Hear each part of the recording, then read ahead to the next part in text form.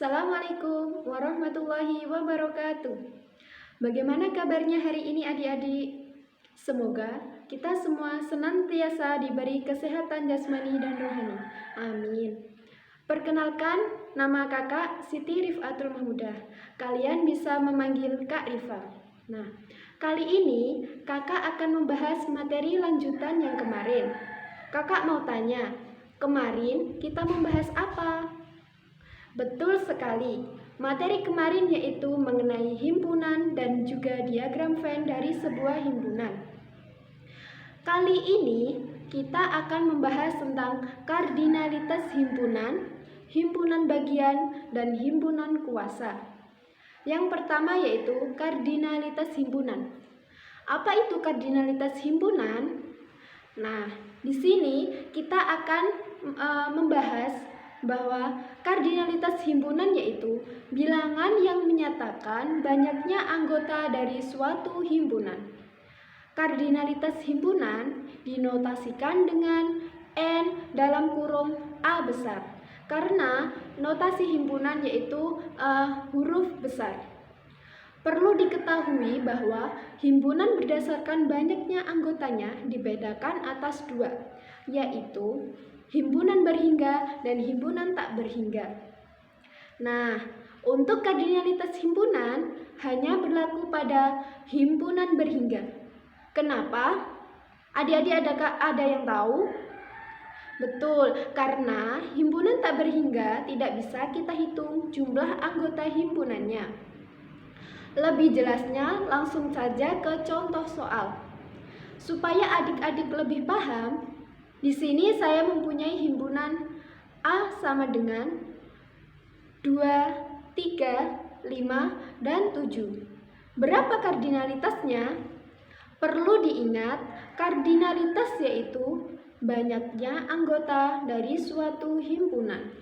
Kita bisa hitung anggota dari himpunan A yaitu 1, 2, 3, dan 4. Jadi, kardinalitasnya yaitu NA sama dengan 4. Karena notasi kardinalitas yaitu N dalam kurung A. Apakah adik-adik sudah paham? Kalau sudah paham, selanjutnya kita akan membahas himpunan bagian dan himpunan kuasa. Yang pertama yaitu himpunan bagian. Apa itu himpunan bagian?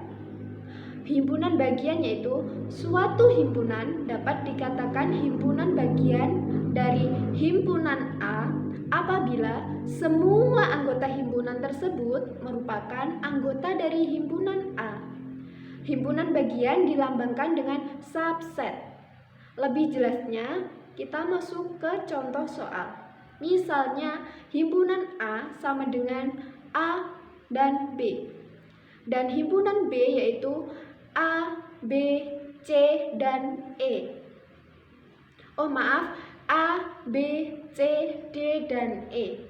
Dari kedua himpunan tersebut, semua anggota himpunan A yaitu A dan B merupakan anggota himpunan B.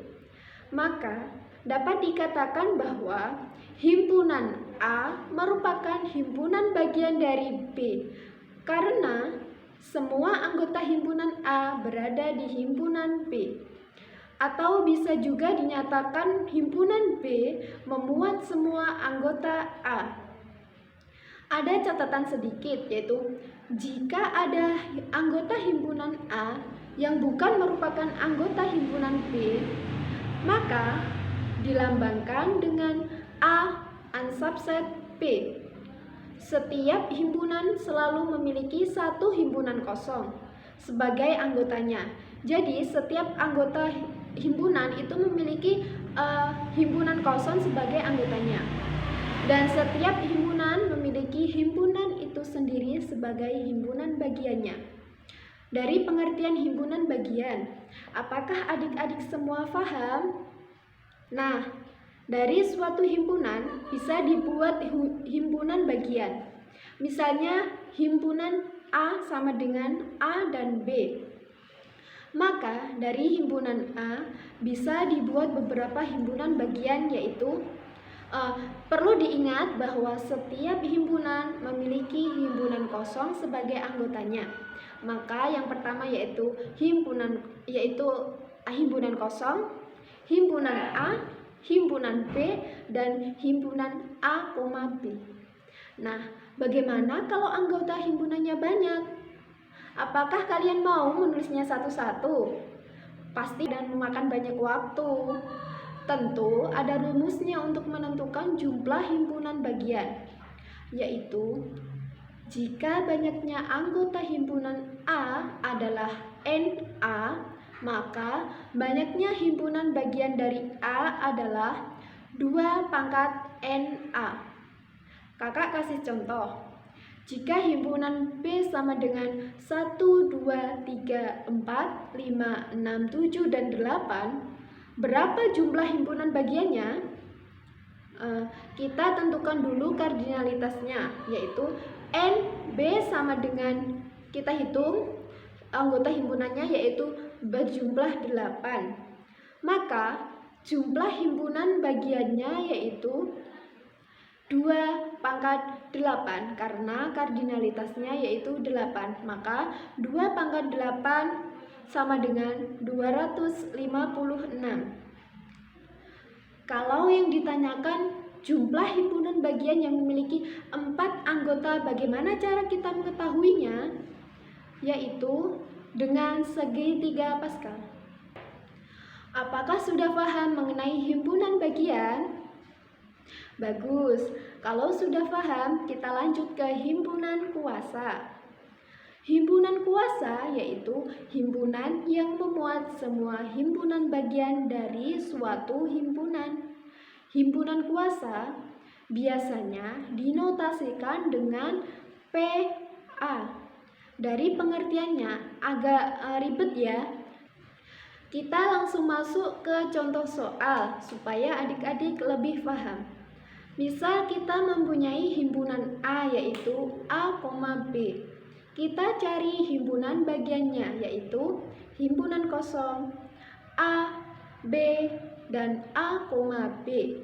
Maka himpunan kuasanya yaitu PA sama dengan, kita hanya perlu menambahi kurung kurawal di depan dan di akhir. Maka dalam kurung kurawal himpunan kosong, himpunan A, himpunan B, dan himpunan A, B.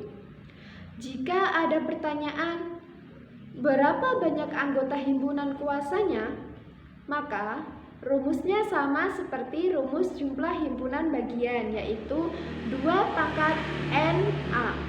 Nah, kira-kira seperti itu pelajaran tentang kardinalitas, himpunan bagian, dan himpunan kuasa. Selamat belajar dan tetap jaga kesehatan. Sampai ketemu besok. Assalamualaikum warahmatullahi wabarakatuh.